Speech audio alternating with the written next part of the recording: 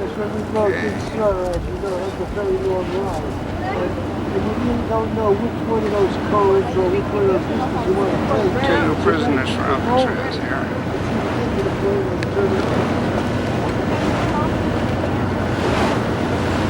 Hey Heather, how you guys doing? Riding a ferry to Alcatraz. Yeah, what's that in the background? Another ferry? Yep. In Alcatraz. Looks like the one we're on, doesn't it? Yeah, it does. Yep.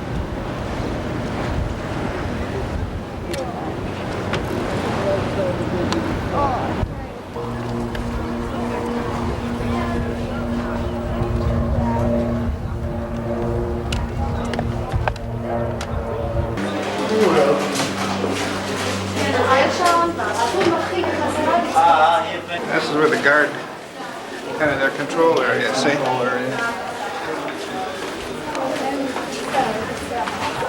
Oh yeah.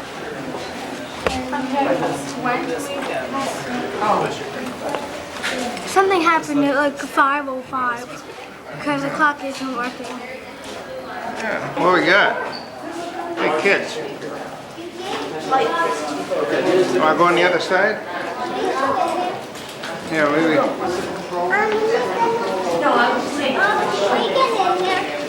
That's when the guards. Hey, look through a window.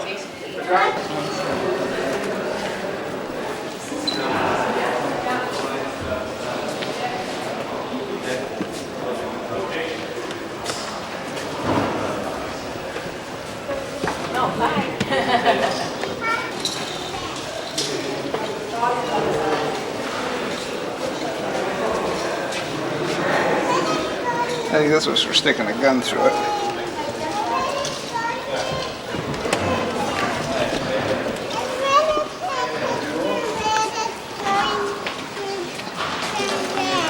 We want to start our video. Bye. Okay, well, wait, we gotta walk to the end of the booth. Here we go. We gotta find number one, right? See? Should we start now? Thank you for joining us on our tour of the Alcatraz cell house. You should now be standing next to the sign that says Alcatraz Cell House Tour begins here. In front of you is the main aisle through the cell house. The inmates call this Broadway. Directly down at the far end of Broadway, you should see a clock mounted on the wall. Beneath this clock is the area the inmates referred to as Times Square. On each side of you are the cell blocks. B block on the right, you can see the B1 painted in black. And tour by walking slowly down Broadway towards Times Square until you arrive at a large photo panel entitled Cell House Tour Narratives. I'm Thomas Donahue, a former Alcatraz correctional officer, and for the next 35 minutes, I'll be your guide. In fact, all the voices you are about to hear are those of correctional officers or inmates who lived on the island when this was a United States penitentiary between 1934 and 1963. They marched us into the cell house, and we marched down Broadway. And this was like an introduction to Alcatraz. They tried to humiliate you in front of the other convicts by parading you down Broadway. You should now be standing before the photo panel. These are some of the people you'll be hearing from on our tour. First photo is of Leon Thompson. Yeah, my name is Leon Whitey Thompson. 5 AZ 1465. I was a man that had total hatred in them days. I hated anything that walked or crawled on this earth. And I was a man who was dead inside. You couldn't hurt me no more, see. And when you got a man like that in prison, you've got to get rid of him. And that's what they did. They shipped me to Alcatraz. You were a number, you weren't a name. I wasn't Jim Crow, and hell, I was number 586. And nobody wanted that. Everybody wants to be an individual. They want to be a human. And you weren't at the Rock. I am Philip Bergen, Captain of the Guards, United States Penitentiary, Alcatraz, California. This place is going to operate on the basis that you do what you're told, and you're going to get a fair break. We're not here to hurt you. We are here to help you. But in order to get the help, you got to behave yourself. Turn right, walk through the cutoff towards the cells marked A block. This is the rules of the cell house. Caps are never worn in the cell house. You may smoke in your cell, in the library. Turn to your left and stop in the corridor. But not elsewhere in the cell house. Anytime. Walk, do not run when moving from one place to another. Alcatraz was the Bureau of Prisons' big stick. You screw up long enough and bad enough, and we're going to send your tail out there. During the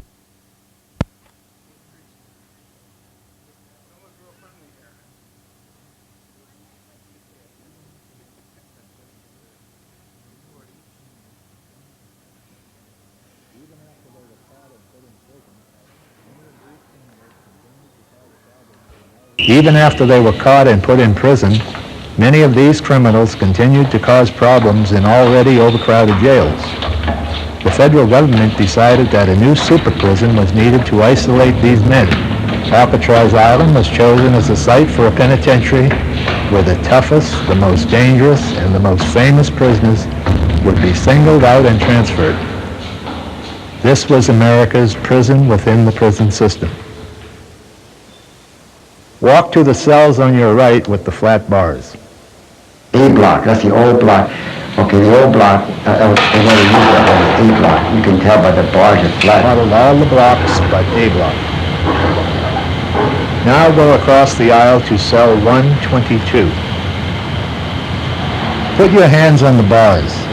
Two resistant round steel bars feel entirely different from the mild steel of A block. Notice that there are no key locks on these cell doors. They are all operated by manual remote control. Alcatraz was designed to serve as a symbol and as a warning to criminals. Interestingly enough, though, the prison was never filled. Although there are 336 cells in B and C blocks, the average inmate population was only 260 men. Turn to your right and continue walking down the aisle. Enter the barbershop area on your right when you come to it. Usually folded back against the wall so the inmate will have a little room to walk around. You see his cot. And it's a typical Army cot with typical equipment, mattress, pillows, blankets, sheets, and so forth. Your towel had to be folded up and put on your shelf. Your toothbrush, and they used to give us tooth powder in little containers. That was put on your shelf. You didn't have a razor. They used to bring you a razor blade. I remember the name of the blade, Old Boy. A few steps to your right are some open cells. You may step into one if you like. The cells are all the same. Personal, no, outside of letters and with maybe a few pictures. In the bed, with the bed, that's all you had. Nearly everything was considered a privilege, even work assignments. If a prisoner had a job, he spent 18 hours a day in his cell. If he didn't work, he spent 23 hours a day. What some sources believe was the cell of Al Capone. It's on the second tier, third from the right. Capone was the street fighter. Now continue toward the end of this corridor. Above you is a two-story barred cage. That's the gun gallery. Walk to the gun gallery, then turn left. Security was primarily based on constant surveillance by the guard staff, properly titled correctional officers. There was one staff person for every 3 inmates. On Alcatraz, guns were never carried on the floor, only in these galleries. Well, you had a man on the catwalk, gun gallery, and he carried a rifle and a pistol. call him a gun bull or a gun hack. With that 45 loaded and cocked, you could pull it and snap that safety off and kill a man in 6 flat seconds. Alcatraz was built to keep every inmate directly under a gun. Notice the keys hanging on 200-plus men, each with a knife, fork, and spoon in hand. This was potentially the most dangerous room in the cell house. Feel free to walk around the dining room. And if you notice up on the ceiling there, you see these canisters up there dotted around. That's tear gas. And we nicknamed the dining room the gas chamber. It so happened during the history of Alcatraz, they never did trip the button. If they did trip it, they would have made a fatal mistake because them 2 guards in there and the lieutenant would never have gotten out of there alive. Now walk through the barred area at the far end of the dining room. Behind it is the kitchen area. Notice the knife rack on the left. Each knife in the rack had its silhouette painted to check inventory. Well, there's other ways you could get stuff from the kitchen into the cell block, because the cell block officer, he could be distracted. And I heard that old familiar pop slap, you know, and Chili had drove it into Sosa's back. It was just like an ice pick. He stuck it right in the back. That Chili went through and come out the front. And that was the pop slap I heard. I think about 3-4 men got killed with kitchenware. Please take a seat. Alcatraz, I don't think you ever heard anybody say anything disparaging about the meals. It was a strict requirement of the Bureau of Prisons that the food not only be palatable and healthy, but attractively served. But there again, it was to help keep a lot of problems down. When they first started making spaghetti and putting it on the line, it was pretty good. And it kept going down and down and down. Noodles and plum juice. So somebody said, And plum juice. damn it, the next time they put that spaghetti out on the line, we're going to turn the tables over. The following week, there was a damn spaghetti. When he seen all the tables are coming like dominoes.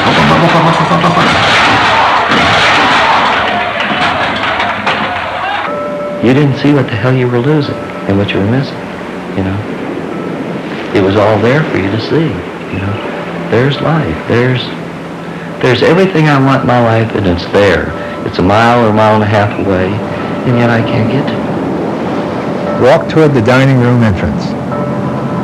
While cleaning the tables, I happened to glance out the window and saw a girl, probably in her early 20s, walking up the hill toward the administration building. And it was the first girl that I personally had seen in 5 years. Can you imagine going 7 years? If you was looking at that wall for 7 years, never seen nothing, all of a sudden a woman went by, wow, I mean, it'd be the biggest event in your life. Well, I'll tell you, it's a strange sensation. The only way you could ever describe it is to do it. Step through the dining room entrance doorway into the cell house. Once you're in the cell house, turn right and walk past the end of C block. Directly ahead of you is an open steel door in the far wall marked D block. This was the isolation unit. Go through the door and enter D block. When I told somebody to do something, I expected them to do it. And if they didn't do it, I'd lower the boom on them. And the man would probably go to segregation, go to hole. That was my club. This was the prison inside the prison, the treatment unit. Infractions of regulations landed you in D block. As you went to D block, turn left and walk over to the windows in the center of this ward, caused by one of the radiators up against the wall. Now in this cell block, we have 42 of the least popular cells in Alcatraz. Although by far they are the best, the roomiest, and the nicest, state-of-the-art cells that were available in this prison. It was cold. It was damp. The wind used to just blow through there. You could hear it. At night, you could hear it whistling through the window. On the two upper tiers, we had people who were in segregation. Some of those guys used to be in isolation for years. They used to keep guys there, like look at Waddy Phillips, 13 years. One of the more infamous prisoners who spent years in solitary confinement was Robert Stroud, the so-called Birdman of Alcatraz. On the top tier to your right is cell number 42, where he spent 6 years before being moved to the hospital for another 11 years. And almost immediately upon his arrival at Alcatraz, he was relegated to the treatment unit in segregation. And he didn't bring his birds along with him, which made him very unhappy, but he brought all his bad habits with him, which made us unhappy. And there we remained for several years, being obnoxious and noisy and agitating and busily writing. But Stroud was a guy that always created turmoil. But even when he was in the hospital, he used to create turmoil. He had pulled himself up by his own bootstraps with the aid of the prison educational system until he was on a college level. Fluent solitary confinement cells. This is the whole, cells number 9 through 14. When the cell was occupied, the regulations required that the light be on. Well, we kept the lights off when they were in there. They were in the dark. You may enter one of the solitary confinement cells if you wish. Well, when I'd go in the hole, what I used to do was I'd tear a button off my coveralls. I'd flip it up in the air. Then I'd turn around in circles. Then I'd get down on my hands and knees and I'd hunt for that button. Then when I found the button, I'd stand up and I'd do it again. If you would close your eyes like right now, close your eyes and seal your eyes off with your hand. With a little concentration, you can see a light, and you can see a light. And pretty soon that light will get brighter. And you got to concentrate on this. And after a while, not a short while, this takes time and practice, but pretty soon you can almost put your own TV there, and you can visualize, you can see things, and you can go on trips, and this is what I did. Step out of the hole, turn left, and walk through the nearest doorway, which leads to the library. Walk into the large open area that once housed the prison library. Books and magazines were distributed daily to the inmates who had earned reading privilege. Prisoners were not allowed into the library. The books and magazines were brought to them by an inmate who could move around the cell house. In May 1946, an inmate assigned to this library detail led the most brilliant, violent, and bloody escape attempt ever in Alcatraz history. Before it was over, 9 officers would be taken hostage and shot. 2 guards killed and 3 prisoners left dead. Locate the photo panel entitled Battle of Alcatraz. Bernie Coy was a Kentucky bank robber. He used his job distributing library books to move about the prison and to work out an escape plan with 5 other prisoners. They were Sam Shockley, Clarence Carnes, Joe Kretzer, Myron Buddy Thompson, and Marvin Hubbard. Coy had noted that for a brief period in the afternoon, only 2 guards were on duty in the cell house, 1 in the gun gallery and 1 patrolling the main floor. All they had to do was figure out a way to overpower the guard on the floor, then get the guns and keys from the guard in the gun gallery. Coy and his accomplices would then be on their way to freedom. Step out of the library onto CD Street. Walk to your left towards the gun gallery and recreation yard door. Stop when you reach cell number 403. The gun gallery ahead of you was the weak link in Alcatraz chain of security. At the top, there was a section of weak bars that could be spread apart with a homemade tool. He climbed the face of the west gun gallery with his homemade bar spreader hanging around his neck. See there at the top of the bars where they curve back towards the back wall? Well, that's where he spread the bars apart, wide enough so that he could squeeze into the gallery. Coy overpowered the guard in the gun gallery and took his keys and guns. He then released his accomplices, who joined him. Then, one by one, 8 guards walked into the cell house to be confronted by armed convicts. The last thing I heard when I went back into D block was Kretzer saying to Coy, "This is the right key, but it won't open the door." The door they hoped to open was this one, directly under the gun gallery. It leads to the recreation yard and, they hoped, freedom. And then right after that, the siren went off, and they were dead. Now look at cells 402 and 403. These are the cells where the inmates locked up the captured guards. One thing just kept perpetuating itself. More people kept coming in, they kept catching more people, the phones started ringing, they weren't getting any answers. It was here that Joe Kretzer tried to assassinate the guards. Wildman Sam Shockley incited Kretzer to kill the captive guards. He shot them in cold blood, one by one, poking his gun between the bars. Walk back down the aisle toward the library. Across from the library is the cutoff. When you get there, step inside.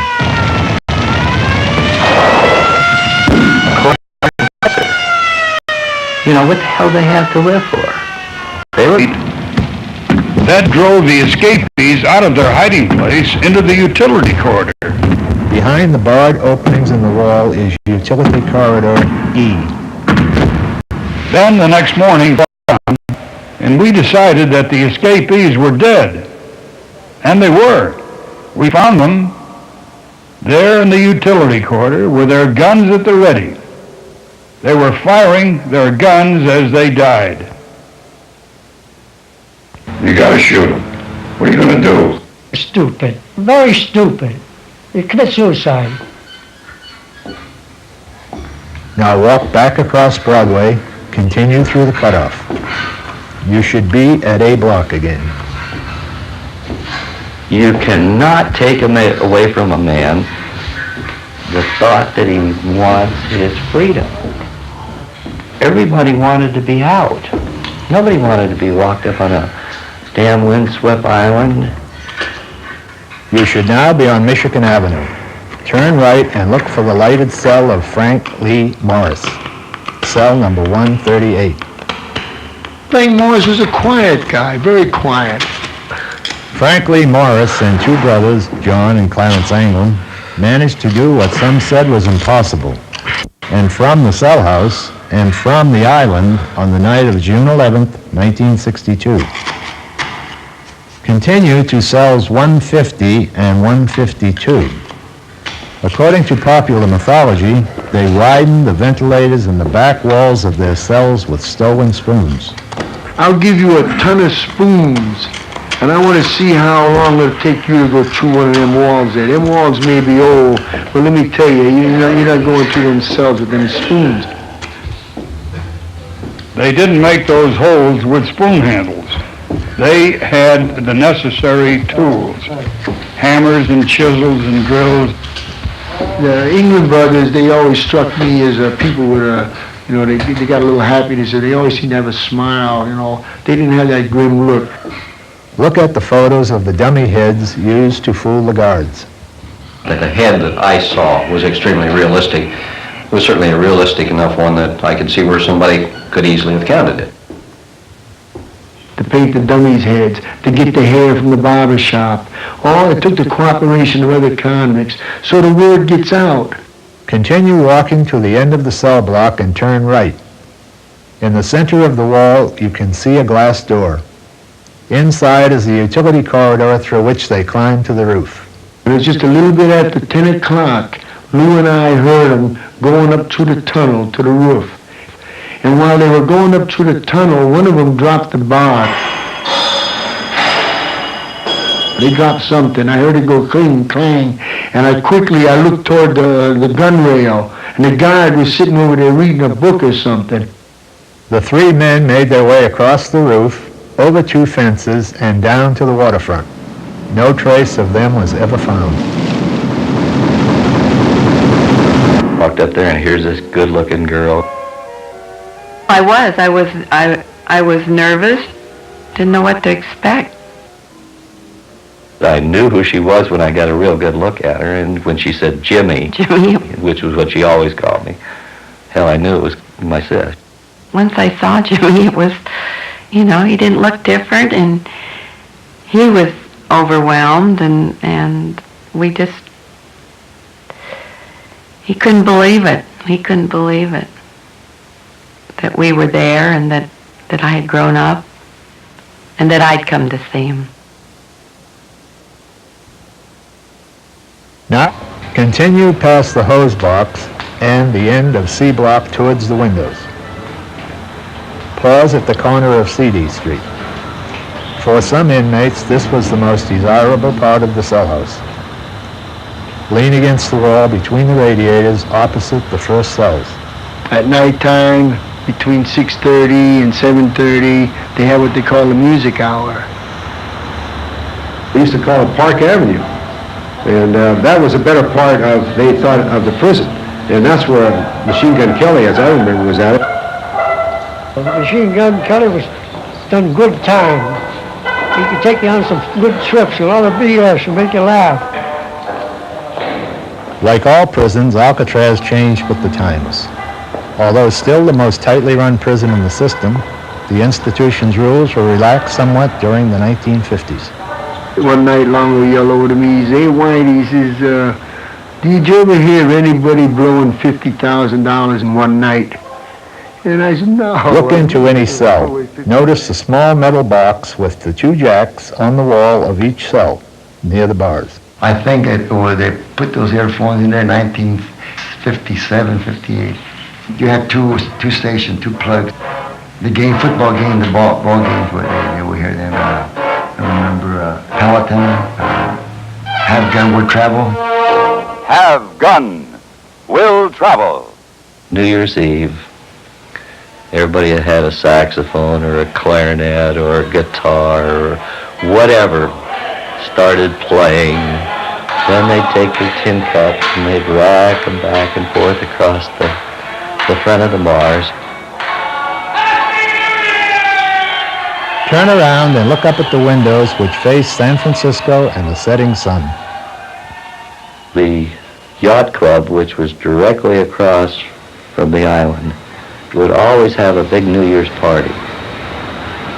If the wind was blowing from that direction to the rock, you could actually hear people laughing, you could hear music, you could hear girls laughing, you could hear all the sounds that were coming from the free world at the rock. But New Year's was always the night we heard it. Now turn around and go back toward the area where you started the tour. Continue walking toward the sign that says Alcatraz Cell House Tour ends here. And I remember when they released me, it was October 25th, 1962. I was ordered released by the courts, and that morning that I was released, I was walking by, and Lieutenant Ordway said, "Good morning, Whitey," and I remember I said, "Good morning, Lieutenant."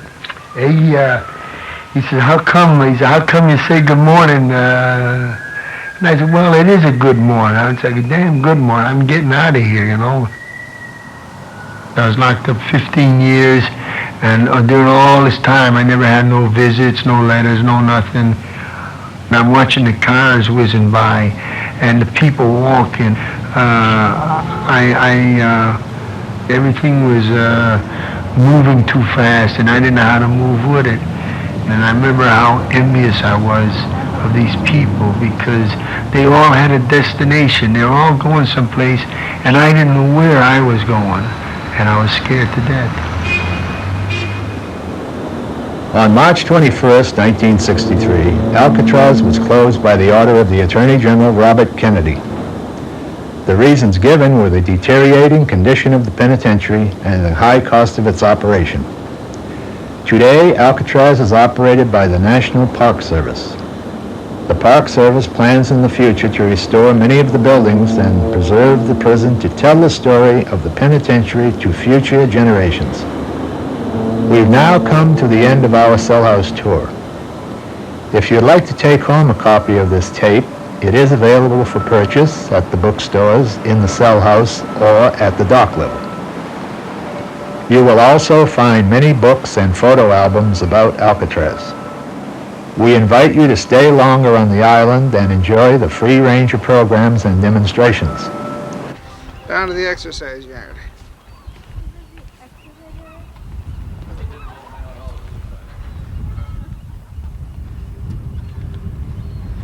Yeah, here they can see it all.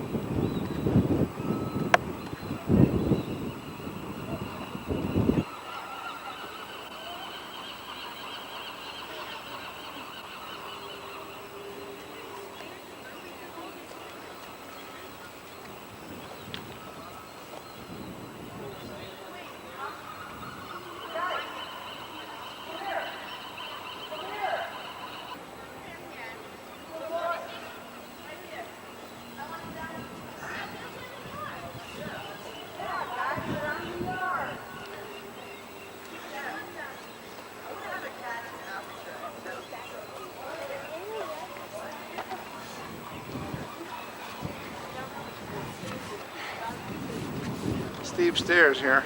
Oh my gosh. People are coming out. Okay, don't go yet. Oh, there are steep steps. What a bird.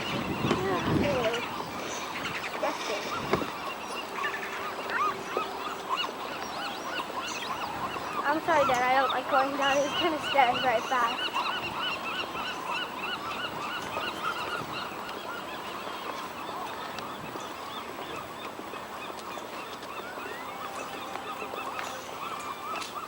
Ugh. All right.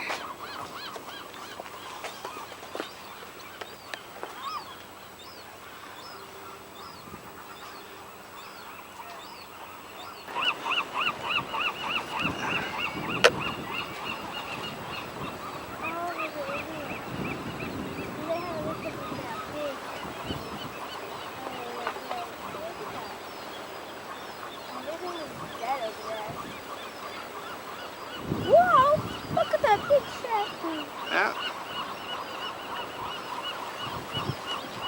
Oh, this is really a good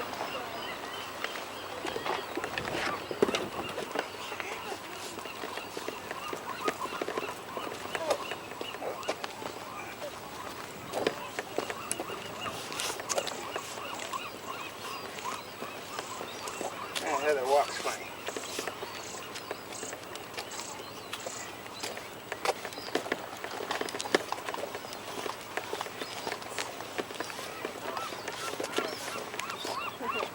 Are you thinking that?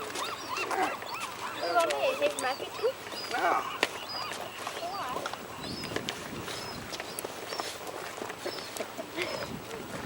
Give me my feet.